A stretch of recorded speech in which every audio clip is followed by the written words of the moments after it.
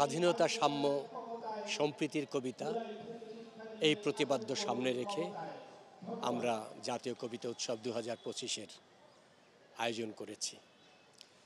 আপনারা জানেন যে এই কবিতা পরিষদ প্রতিষ্ঠিত হয়েছিল 87-তে তৎকালীন অবৈধ ক্ষমতা দখলদার এরশাদের এশীয় কবিতা উৎসবকে চ্যালেঞ্জ করে, এবং সেদিনেই ঢাকা বিশ্ববিদ্যালয়ের সড়ক মোহনায় রাজু ভাস্কর্যের পাদদেশে আমরা সেই কবিতা উৎসবের আয়োজন করেছিলাম।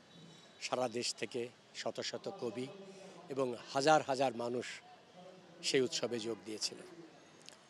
এই কবিতা পরিষদটি ছিল আসলে সর্বদলীয় একটি কবিদের সংগঠন, কিন্তু আওয়ামী লীগ ক্ষমতায় আসার পরে এটিকে তারা সম্পূর্ণ দলীয়করণ করে। মুজিববাদী কবিরা ছাড়া, আওয়ামী কবিরা ছাড়া অন্যদেরকে কবিতা পরিষদ ত্যাগ করতে তারা বাধ্য করে।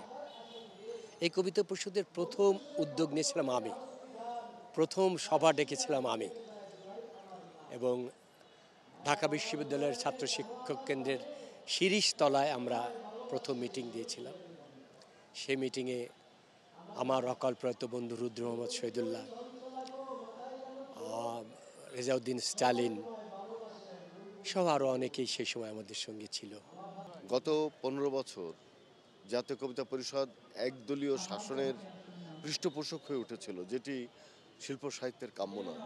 আমাদের জাতীয় কবি কাজী নজরুল ইসলাম আমাদের যে চেতনা দিয়েছিলেন, দুর্গমগিরি কান্তার মরুদুস্তর পারাবার, লঙ্ঘিত হবে রাত্রি নিশীথে যাত্রীরা হুঁশিয়ার, সেই প্রতিপাদ্য সেই মন্ত্রই কিন্তু আমরা উচ্চারণ করি। আমরা সবসময় আধিপত্যবাদ, সাম্রাজ্যবাদ, সম্প্রসারণবাদ এবং নয়োপনিবেশবাদের বিরুদ্ধে কথা বলি। আমাদের রাজনৈতিক সংস্কৃতির মধ্যে যে সমস্ত বৈষম্য আছে সেগুলো দূর করার চেষ্টা করি।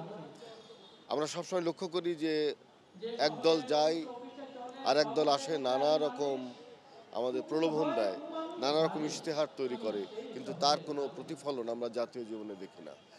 এক শ্রেণীর লোক বড় লোক হচ্ছে, ধনী হচ্ছে দিনের পর দিন, আর এক শ্রেণীর মানুষ দরিদ্র থেকে দরিদ্রতর হচ্ছে। এই যে সম্পদের অসম বন্টন, এর বিরুদ্ধেই কবিরা কথা বলবে, এর বিরুদ্ধে আমরা রুখে দাঁড়াবো। এমনকি আমাদের সীমান্ত হত্যা, ফেলানির লাশ ঝুলে থাকা, কিংবা প্রতিদিন যে সীমান্তে মানুষ হত্যা হচ্ছে, আমাদের নদীগুলো ভরাট হয়ে যাচ্ছে, আমাদের নদীগুলোতে বাঁধ দেওয়া হচ্ছে, তার বিরুদ্ধে আমরা কথা বলতে চাই। সেই উচ্চারণ হচ্ছে শৈল্পিক উচ্চারণ, চিরায়ত উচ্চারণ। রবীন্দ্রনাথ বলেছিলেন যে সাহিত্য সমকালের হয়েও চিরকালের, যে সাহিত্য নিজের হয়েও সকলের, সেই সাহিত্য হচ্ছে চিরায়ত সাহিত্য। এবং এজরা পন্ড একটা খুব অসাধারণ কথা বলেছিলেন যে যে সংবাদ চিরদিনের জন্য সংবাদ, সেটা হচ্ছে সাহিত্য। অর্থাৎ কবিতা হচ্ছে চিরদিনের সংবাদ। আমরা কবিতা পরিষদ থেকে সেই চিরদিনের সংবাদ তৈরি করতে চাই। আমরা গণমানুষের আকাঙ্ক্ষার প্রতিফলন ঘটাতে চাই। সারা বাংলাদেশ থেকে 500 কবি এবার অংশ নিয়েছে, নিবন্ধন করেছে। তারা এখানে কবিতা পড়ছে, মুক্ত কণ্ঠে কথা বলছে। মত প্রকাশের স্বাধীনতা, চিন্তার মুক্তি আন্দোলন যে তৈরি হয়েছিল 52-এর ভাষা আন্দোলনের ভেতর দিয়ে, আমরা তার প্রতিফলন ঘটাতে চাই। আমরা একটি স্বাধীন সার্বভৌম বাংলাদেশে আমরা উচ্চারণ করতে চাই হেলাল হাফিজের ভাষায়, এখন যৌবন যার যুদ্ধে যাবার তার শ্রেষ্ঠ সময়, এখন যৌবন যার মিছিলে যাবার তার শ্রেষ্ঠ সময়। মেয়েদের কবিতাগুলো কিছু কেউ মনে করবেন না, কারণ মেয়েরা এসছে অনেক পরে বেগম রোকেয়ার হাত ধরে। তার আগে আমাদের লেখাপড়ার কোনো সুযোগ ছিল না, আমাদের মেয়েদের শেখার কোনো সুযোগ ছিল না। অনেক পর্দার আড়াল থেকে, অনেক মোমবাতির ক্ষয় করে, আলো জেলে গোপনে লেখাপড়া করে আর দূর এগিয়ে এসছে। সেই জন্য বলছি, মেয়েরা আরও এগিয়ে আসুন। সুন্দর সুন্দর কবিতা শুনলাম,